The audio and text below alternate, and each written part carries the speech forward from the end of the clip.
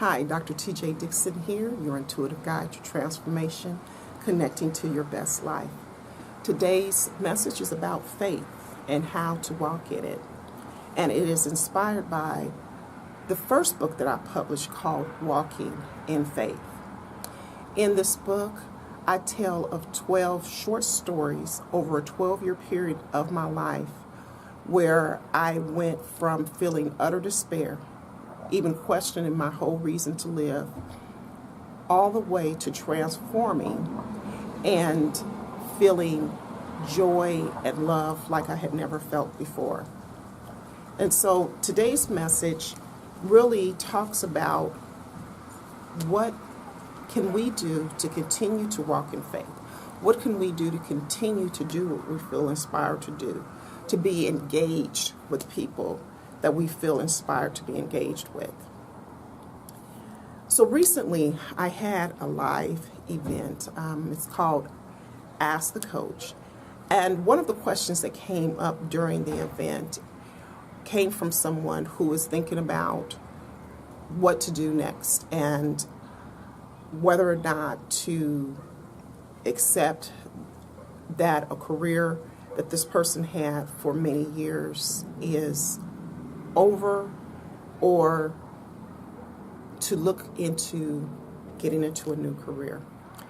And so one of the things that we discussed was being able to continue in that career, but doing it more on that person's terms. And so what that is, it got me to thinking about how right now I am doing work that I love. And I had to think about how the work that I do today, I didn't look for anyone's approval in order to write this book, in order to publish my journal. I didn't look for anyone's permission to have a YouTube channel, to be able to speak to you and bring you videos. Didn't look for anyone's permission when I write in my blog or when I create workshops and offer them to people to take, or if I create a course. And so sometimes the point of all this is sometimes we have to approve ourselves, and sometimes we have to walk in faith and know that it's us and it's God, and we are going to co-create whatever life it is that we want. Doesn't matter whether or not other people approve us. It doesn't matter whether or not other people hire us. It doesn't matter if other people think it's a great idea or not. It's really about what do we want to do for ourselves? What is it that we want to create for ourselves?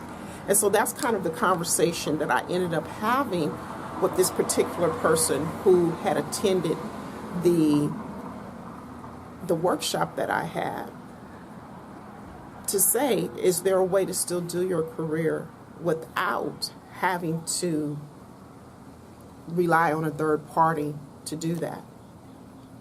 You know, where is it in your life that you can look at where you can start walking in faith and say, God, it's me and you, and let's do this thing and let's rock this thing, and not necessarily have to have the approval of man or the approval of woman to say, yes, this is a good idea, or yeah, I think, you know what, I'm going to hire you to do that.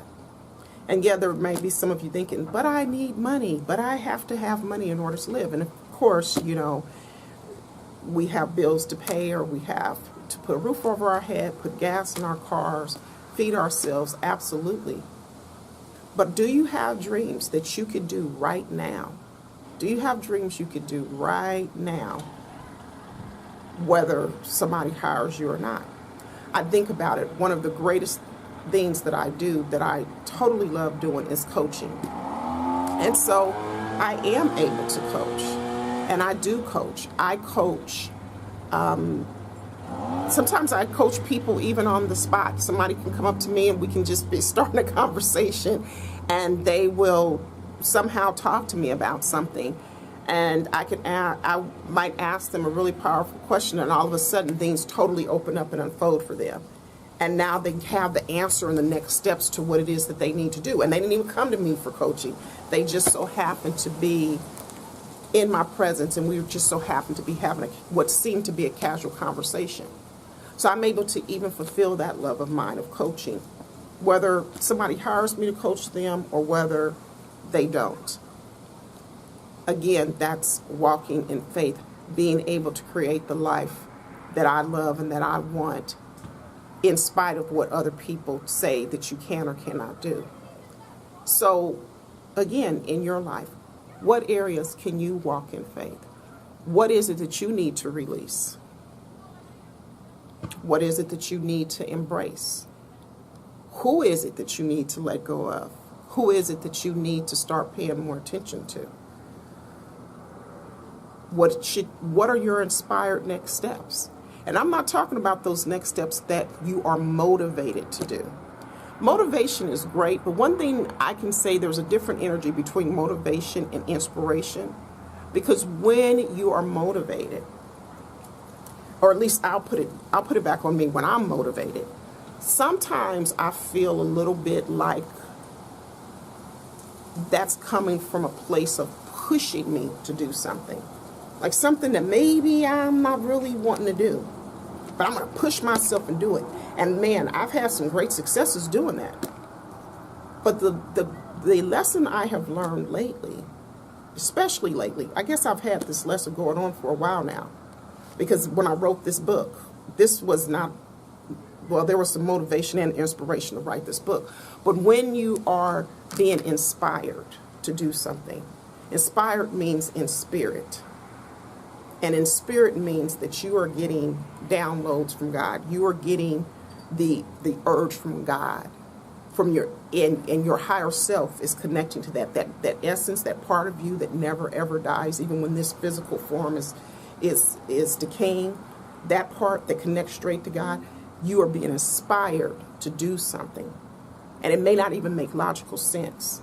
And with inspiration, you don't have to cattle prod yourself to do it. You don't. You just know you have to do it, and so you do it. And so, what are those things that you might feel inspired to do? Are there roadblocks that you think are there that you need to take out of your way? What is it and then to do that, what do you need to know? And finally, what is it that you need to see? And I talked a little bit about those questions when I had the video about creation journal. But those are super important questions to ask ourselves all the time, especially if we're going to walk in faith. What and who do I need to release? Who and what do I need to embrace? What are my inspired steps? What should I do? What do I need to know and what do I need to see? And when asking those questions, that is asking God and asking for you to really recognize that within your higher self of the answers to those questions, so that you can do and you can start to create and live your best life. In all things, everything that is going on with you can work for your good if you allow it to work for your good. In all things, even within healing, even within seeking your wellness, all of things, even the crappy stuff, even the stuff that makes you cry, even the stuff that pisses you off, even the stuff that is really hard for you to let go of because the pain runs so deep, all of it can be used to really launch you, to put you into orbit of living your best life. One of the things about, if you think about an arrow, one of the things that's really important if you're going to shoot an arrow is you have to pull it back in the bow. You have to regress the arrow in order for that arrow to fly and to go even further. So the more you can pull it back, the further distance it goes. And I look at that sometimes, even in my own life. Sometimes I have to do what it seems like taking steps backwards in order to get myself back, to launch myself further than I ever could have gone had I never been pulled back that far. Again, that takes faith to be able to understand that and to know. So in what areas of your life do you need to walk in faith? Now, again, when I wrote this book, this was, the stories of my life over a 12-year period. But I'm still, to this day, walking in faith. As I have entered into this new area of my life in terms of my career, where I'm in wellness and healing and transformation, doing this type of work, there have been things that I have tried and ways to reach people that perhaps didn't work out the way that I wanted them to. But with all of this is a walk in faith, because along the journey I have met really wonderful people that I needed to run across in my life, because they've been a blessing to me and I've been a blessing to them. And again, it's back to walking in faith. So even for you, if you're working that job that you really hate, or if you're in that relationship that's really not working for you, tune in to God and find out, is it time for you to move forward and let that go and bless it or bless them and keep taking those next inspired steps?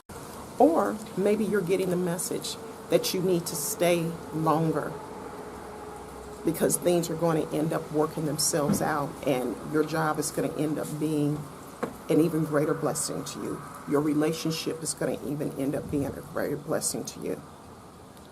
So really tune in to God, allow your higher self to get those messages and move forward with what you've been inspired to do.